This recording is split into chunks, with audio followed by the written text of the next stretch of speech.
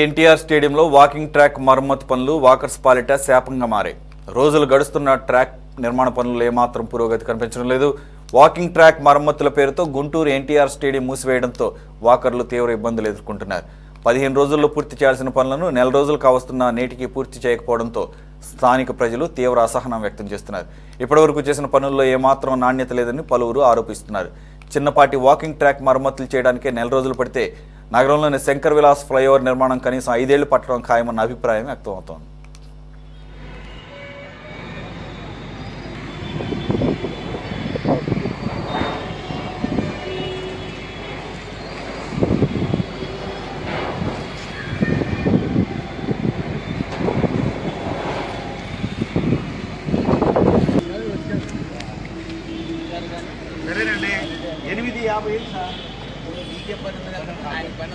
Ground దాదాపు ఒక 10 సంవత్సరాలు బట్టి లోపలికి వెహికల్స్ తీసుకొచ్చి గందరగోళం చేసుకుంటూ అధికారులు కావచ్చు లేకపోతే లోకల్ వాళ్ళు కావచ్చు ఒక ఇది లేకుండా ఇక్కడ ఉన్న వాచ్మెన్లు కూడా దాన్ని నివారించకుండా ఈ విధంగా స్టేడియాన్ని వదిలేయటం జరుగుతుంది. కాబట్టి ఇప్పుడు తీసుకున్న కాంట్రాక్ట్ ఆ వ్యక్తి కూడా ఏదో డబ్బులు ఆశించి వస్తాయని చెప్పి ఉద్దేశంతో ఈ కాంట్రాక్ట్ చేశాడే కానీ అతనికి అవగాహన ఉందో లేదో తెలియదు.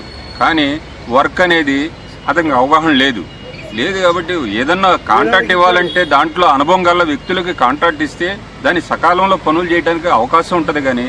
కానీ ఇసుంటి అవగాహన లేని కాంట్రాక్టులు ఇచ్చి ఈ విధంగా ఉన్న డబ్బుల్ని దుర్వినియోగం చేయటమే కానీ అభివృద్ధి అనేది ఏమీ లేదు. ఇక్కడ ఏం చేయట్లేదు. వర్క్ కూడా ఏది ఎక్కడ దాదాపు నెల రోజులు అవుతుంది. ఎక్కడ వేసిన గొంగళ్ళు అక్కడ అట్లాగానే ఉండయే కానీ ఈ విధంగా పనులు ఏం కాలేదు.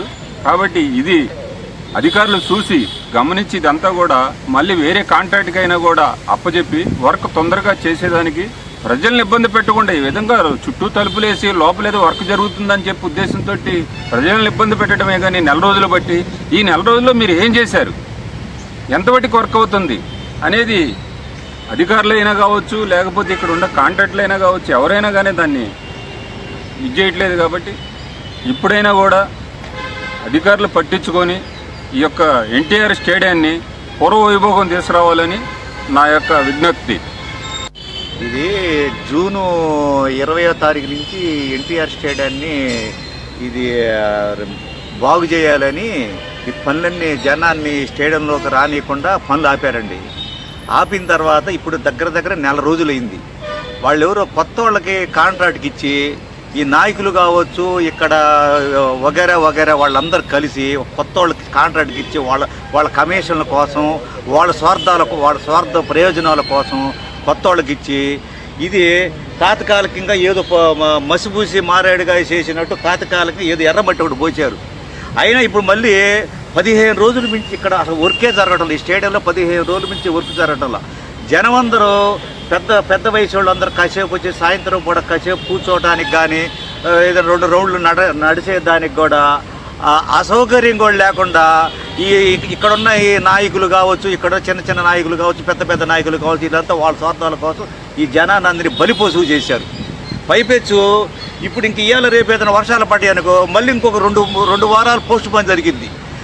ఇదంతా ఏంటంటే వాళ్ళ స్వార్థాలు వాళ్ళ రూపాయల కోసం చేసిందే కానీ ఇక్కడ ప్రజాసేవ చేయడానికంటూ ఎవరు వచ్చిన వాళ్ళు లేరు, చేసేవాళ్ళు లేరు.